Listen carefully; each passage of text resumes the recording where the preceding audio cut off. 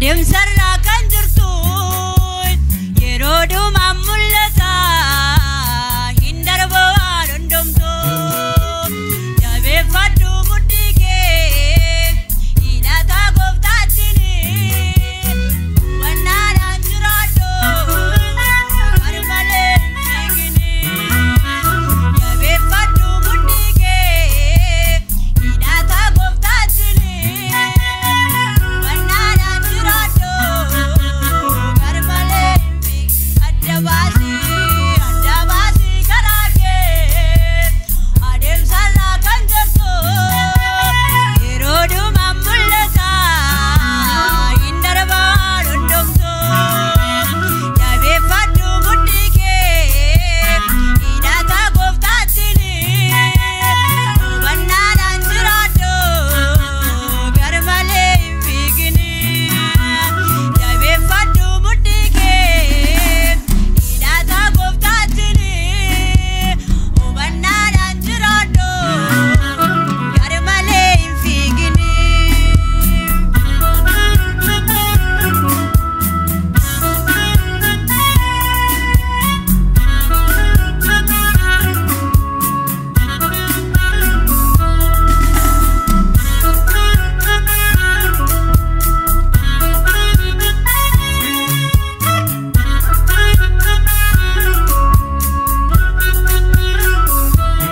Anarraa sittaanimaa maaloo dhaggeeffadha jiraachuu kee maleessa baniisa keen jaalladhu jabeeffadhu hundee kee ijaarsa gooftaatini wannaadhaan jiraadhu balaan lammiin ta'ene anarraa sittaanimaa maaloo na dhaggeeffadhu jiraachuu kee maleessa baniisa keen jaalladhu jabeeffadhu hundee kee ijaarsa gooftaatini wannaadhaan jiraadhu balaan lammiin ta'ene Adda Baasi Karaakee adeemsarra kan jirtu yeroo dhumaa mul'ata hin darbu waan hundumtu jabeeffadhu mudhii kee hidhata gooftaatini wannaadhaan jiraadhu garmalee hin fiigini jabeeffadhu hundee kee hidhata gooftaatini wannaadhaan jiraadhu garmalee hin fiigini karaan lama akka jiru haleelii ilaalladhu karaa badiisaa dhiisii isa sirrii filadhu barichatu ammaata ati duukaa hin fiigini wanta gooftaan sitti himu irraa hin jallatini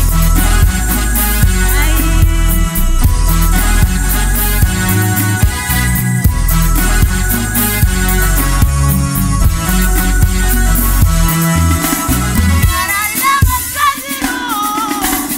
haleelii ilaalladhu karaa badiisaa dhiisii isa sirrii filadhu barichatu ammaata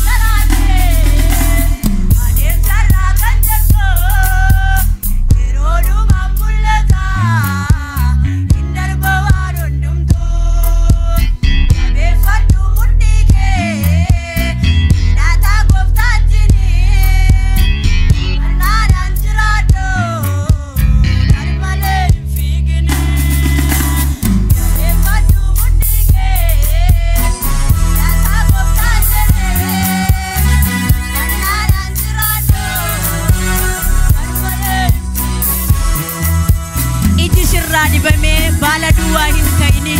garaan kee si goyoomsee kiyyoo sitti hin ta'ini gooftaan deebi'ee dhufaa ija isaa ilaallachuu gaaffinni si gaafatuuf ati deebii qopheeffadhu.